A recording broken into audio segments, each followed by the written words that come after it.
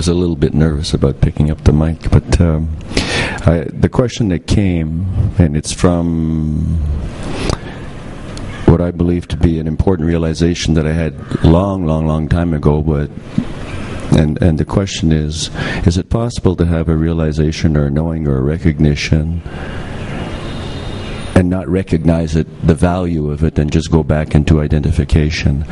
I say this because I remember in my early 20s, all of a sudden, having this insight and speaking to my brother and mentioning to him the fact that there was an awareness that there was something that had never changed from the time we were children to the present time, which was 20 years later or so. And I get the feeling, this just came back to me today, and I get the feeling that that was a recognition of who I truly am, that part, that whatever it was that didn't change the whole time I was growing up in my body. But then it just got left behind, and I went on with life and the craziness and the identification. Okay, how to say? I do not know how long time ago it was. I'm giving away my age now. 35 years ago. 35 years, and you were which age? I'm 60. You have been 16 in that time? No, in that time.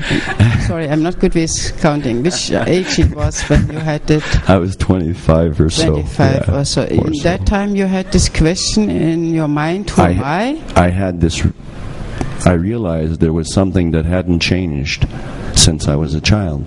Acha. And I shared this with my brother, and he also agreed. He said, yeah. And then, we just went on. I was brought up a Catholic, and by that time I had thrown my religion out. Okay, there has been something which does not change. It comes very close to truth, but it is still not the truth. You follow what I'm saying?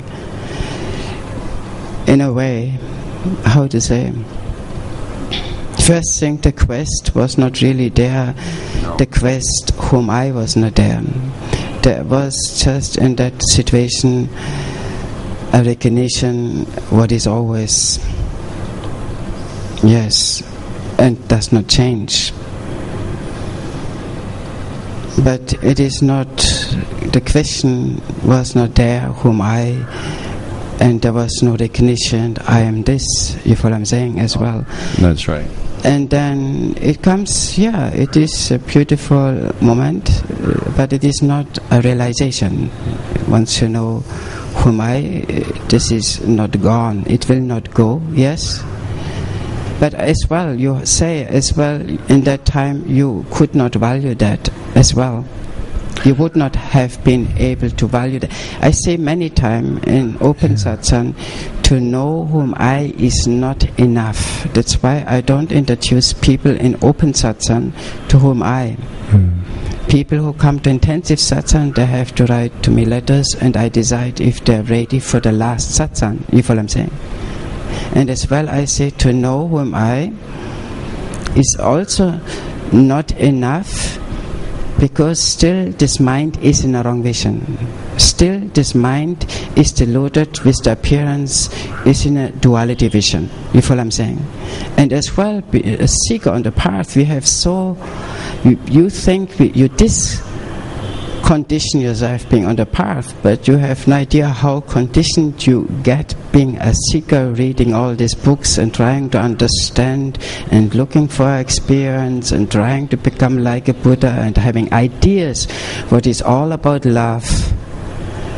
It is so crazy, but all these things are needed. You have to go through that, because only if you do not go through all these things you go with this wrong vision, and you're trying to understand which can't be understood, which is obviously misunderstanding, and you're busy with becoming and so on, yes? And you notice sooner or later, I can't do it, I'm getting better, I'm getting worse, and why it is gone, why I lost it again, and so on. You're always busy every day with that. And it is kind of frustrating sooner or later. as a meditator, you also have, if you're truly in love with meditation, you know what is all about meditation, then you notice there are moments when you think this is it. You know, it is very ordinary. But you notice it doesn't stay. Still it is so ordinary. Still it seems not to stay. You follow what I'm saying? You feel so close to truth and think this is it, and still it seems not to stay it. But there you can see a potentiality to be free. So these things on the path you go through, which makes you sooner or later you make effort, or making effortless efforts. These are all efforts you do on the path, but to a certain point you may ready to do the last satsang. There it helps you in the end to value what you can't value before. You understand? Yeah, because I didn't have the question at the time. You did not have the question, you would not be able even to value that. Mm-hmm. Not everybody is ready to come to know whom I. Yeah. They will say just, so what? Like a pig. In the moment it wasn't so what. And would move on. You understand? And to know whom I, it is not enough. I can say I am not wishy-washy when I have been on the path. I just knew when I came to know whom I know this is not the end, it is not enlightenment. Now it was very valuable to know, especially a meditator is sitting there and waiting for something to happen. And once you come to know whom I, this what you're waiting for, this is at least so far so good, this is over. But still we need to take care of this beloved servant's mind, which is still in a wrong vision, full of ideas. And this is truly in the way. Mind needs liberation, and it can happen once you come to know whom I in intensive satsang. You follow? If mind comes to know from the very root what is true, mind needs to go through investigation and see in many different ways from the very root what is true.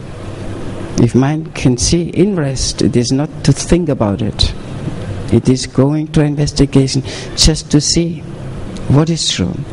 Then with that, mind is liberated with no effort at all. You follow what I'm saying?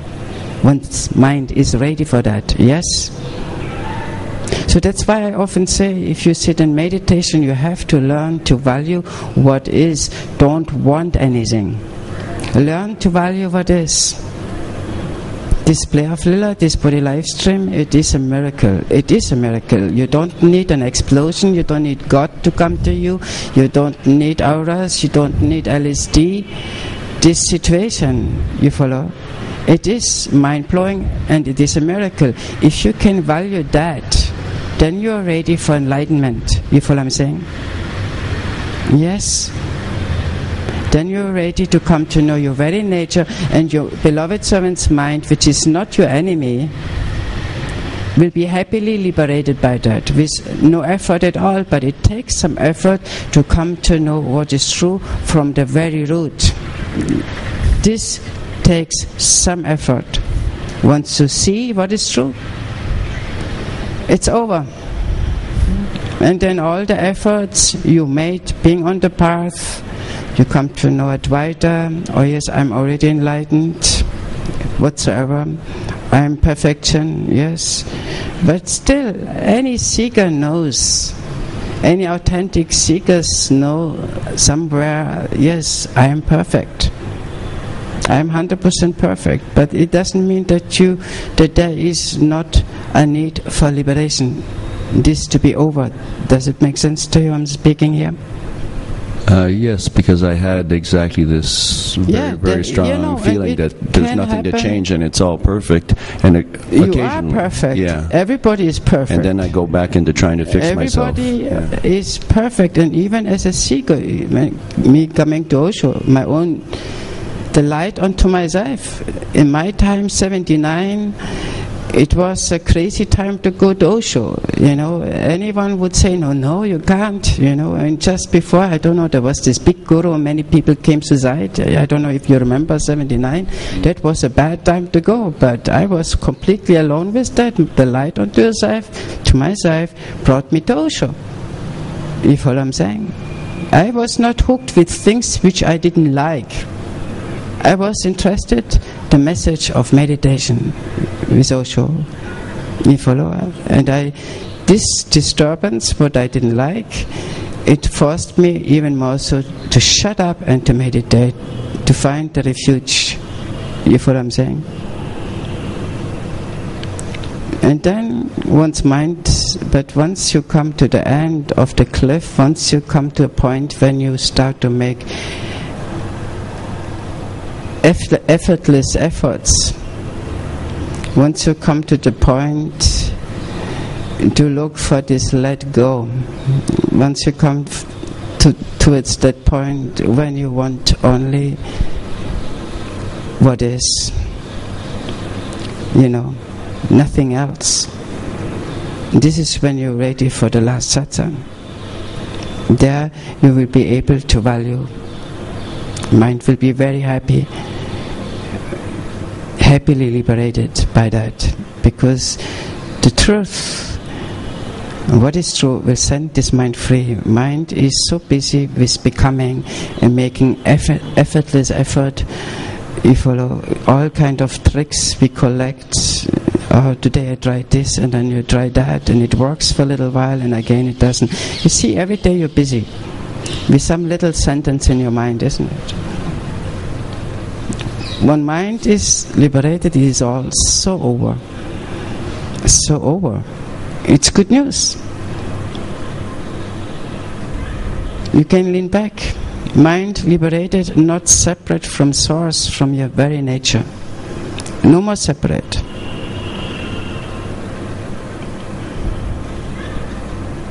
Then this body-mind organism is liberated. Who needs liberation? It is the mind. We talk about freeing. Liberation means freeing, yes, freeing. Your nature, your very nature does not need any liberation. We can understand that. Logical, true, isn't it? We all Buddha's source. Perfection. We all know so.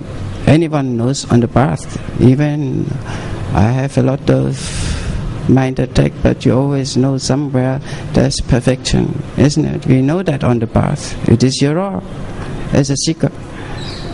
But this is just not enough. So mind, this whom I, there is perfection. Of course there's perfection, but you have to want to know that consciously. For this beloved servant's mind needs to come to know that consciously. This will free this mind, and not with knowledge and logical conclusion. You follow what I'm saying? And then once you come to know your very nature, which is no question of no effort, not even a question of no effort, my nature, I can't help myself to be that. This mind, who needs liberation? It is not whom I, my nature. Who needs liberation is this beloved servant's mind. This is why we speak of liberation. You follow what I'm saying? We speak of liberation. Liberation means freeing. Who needs freeing? This beloved servant's mind, who is busy every day to love everybody unconditional, who is busy not to judge, who is busy to have good thoughts so that I have good feelings, who is busy, I don't know, not to be in a comparison. I don't know what this mind is busy, because it's understanding, trying to do the best, wants to become better, wants to become like a Buddha, but it is not really the mind job. So this mind needs freeing. Once mind comes to know from the very root what is true, will be happily liberated by that. When mind is ready. You follow? So I say, if you have come being on the path to a point when you are busy with making effortless efforts. This you may ready for the last satsang. Then you don't need to make any effortless efforts after that anymore. Does it make sense what I speak here? No?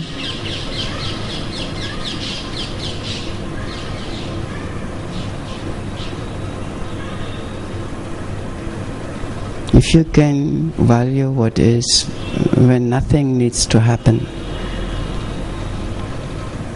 this is the entrance for liberation.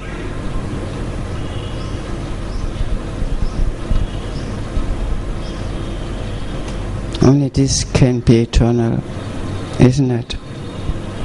Whatever may happen, even if God comes to you, He will soon have to leave, isn't it? Whatever comes will soon go, isn't it? You can't rely on that, isn't it? So nothing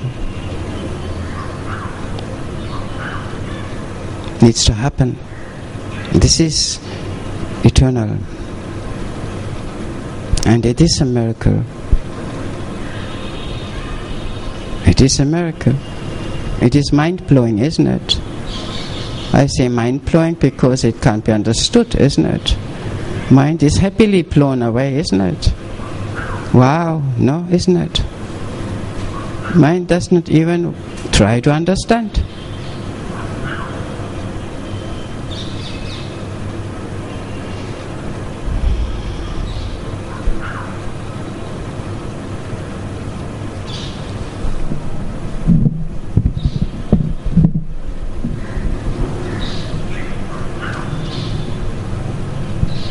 I don't know if the question is answered. I forgot completely. You forgot the question too, right? Well, no. Not really. No, but I think it. You can maybe want to listen again to it.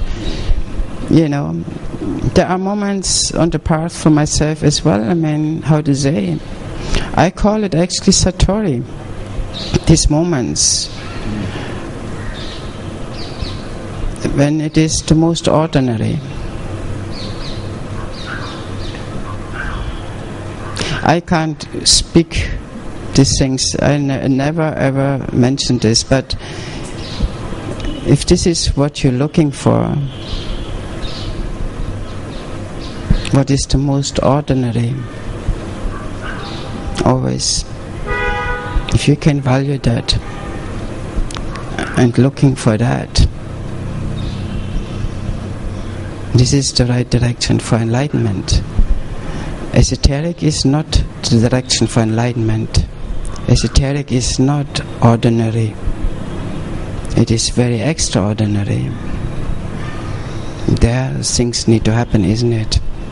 An explosion needs to happen, God needs to come to me. Some auras reading, oh my aura is so much more golden than somebody else's aura, no? This is being on the path, entertainment till you can value what is.